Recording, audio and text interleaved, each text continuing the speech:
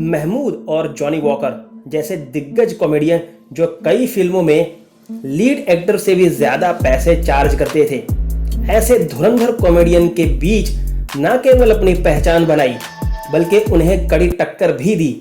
ऐसी टक्कर कि खुद महमूद और जॉनी वॉकर भी उनके साथ काम करने के लिए उतावले थे। ऐसे महान कॉमेडियन एक्टर राजेंद्र नाथ उर्फ पोपटलाल की करियर बहुत ही दिलचस्प थी। ये किसी मसाला हिंदी फिल्म से कम नहीं। नमस्कार, फिल्मी तराना चैनल के एक और बेहतरीन पेशकश में आपका स्वागत है। राजेंद्र नाथ की ट्रेजिक लाइफ को जाने उससे पहले उनकी निजी जिंदगी के बारे में आपको रूबरू करा दें।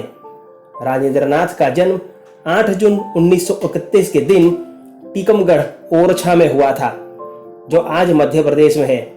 राजेंद्र नाथ की फैमिली पेशावर से थी, जो बाद में जबलपुर आकर सेटल हुई थी। राजेंद्र नाथ के पिता इंस्पेक्टर जनरल ऑफ पुलिस के ओहदे से रिटायर हुए थे।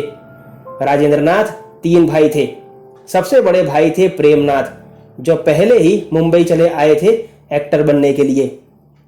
राजेंद्र से छोटे भाई का नाम था नागेंद्र नाथ। वो भी एक बड़े कलाकार हुए, लेकिन उन्होंने फिल्मों में सिर्फ विलन का ही रोल किया या ज्यादातर नेगेटिव किरदार ही निभाए।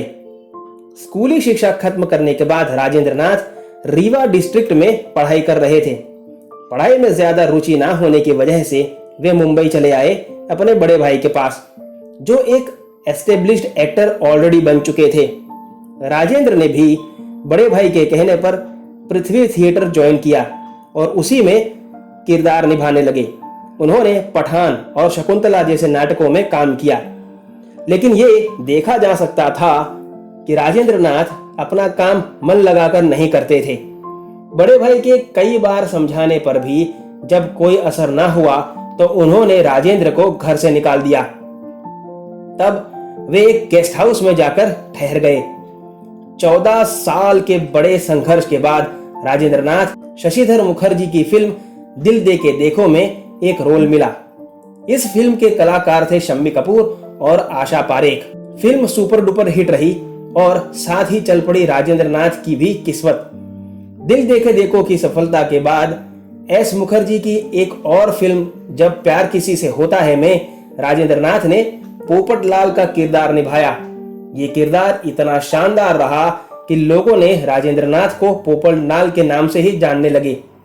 इसके बाद राजेंद्र नाथ को कभी पीछे मुड़कर नहीं देखना पड़ा।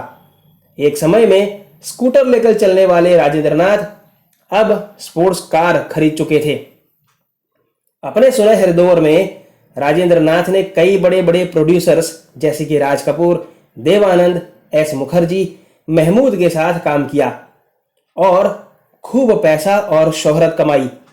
राजेंद्र नाथ ने 60, 70 और 80 का दशक अपनी कॉमेडी के नाम लिखवा लिया। लेकिन कहते हैं ना कि जब खराब समय आने वाला होता है तो सबसे पहले बुद्धि हर लेता है। यही हुआ राजेंद्र नाथ के साथ। अच्छा पैसा और शोहरत कमा चुके राजेंद्र नाथ के पास काम की और पैसों की कोई कमी नहीं थी। उसके बावजूद भी उन्होंने एक फिल्म बनाने का फैसला कर लिया, जो उनकी जिंदगी की सब भूल रही। यह समय था 1974 का।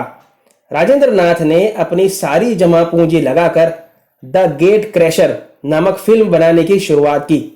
इस फिल्म में रणधीर कपूर और नीतू सिंह लीड रोल में थे। राजेंद्र नाथ को फिल्म मेकिंग का कोई अनुभव नहीं था। नतीजतन कास्ट, क्रू और डायरेक्टर ने जो भी फीस मांगी उन्होंने फुल पेमेंट कर दिया। अब शूटिंग में जो पैसा और लगाने की जरूरत थी वो पैसा उनके पास नहीं था। नतीजतन उन्होंने कर्ज लेकर के आगे शूटिंग करनी शुरू की, लेकिन पैसा ना होने की वजह से फिल्म की शूटिंग 10 दिनों में ही रोक देनी पड़ी। इसके बाद वे पूरी तरह कर्ज में डूब गए। अब उनके पास कुछ पैसा नहीं बचा था कि वो कर्जदारों को पैसा लौटा पाते। एक बार अपने एक मीडिया इंटरव्यू में उन्होंने कहा था कि यूपी और दिल्ली के डिस्ट्रीब्यूटरों ने उन्हें खून के आंसू रुलाए थे। उनकी स्थिति पता होने के बावजूद भी लोगों ने उनसे ज्यादा ब्याज लिया और एक एक पैसे निकलवाए थे। कर्ज उतारने के लिए उन्होंने एक साथ कई फिल्मों में काम करना शुरू किया और धीरे धीरे करके सारा कर्जा पूरा कर दिया। लेकिन उस दौरान ज्यादा तनाव भरी जिंदगी की वजह से राजेंद्र नाथ बीमार रहने लगे और उस बीमारी से कभी भी उभर नहीं पाए और आखिर में 2008 13 फरवरी के दिन दिल का दौरा पड़ने की वजह से उनकी मौत हो गई। एक महान अभिनेता अपने बेटे और बेटी के रूप में आज भी जिंदा है। राजेंद्र नाथ मल्होत्रा ने फिल्मों में हास्य कलाकार के तौर पर जो योगदान दिया और हमारी जिंदगी में हास्य घोला, ऐसे कलाकार को फिल्मी तराना चैनल का सलाम। अपने चहेते कलाकारों के बारे में ऐसे ही रोचक, अनकही और अनसुती बातें जानने के लिए अभी सब्सक्राइब कीजिए फिल्मी तराना चैनल को। आपसे मुलाकात होगी कल एक और रोचक वीडियो के साथ। तब तक अपना ख्याल रखें। धन्यवाद।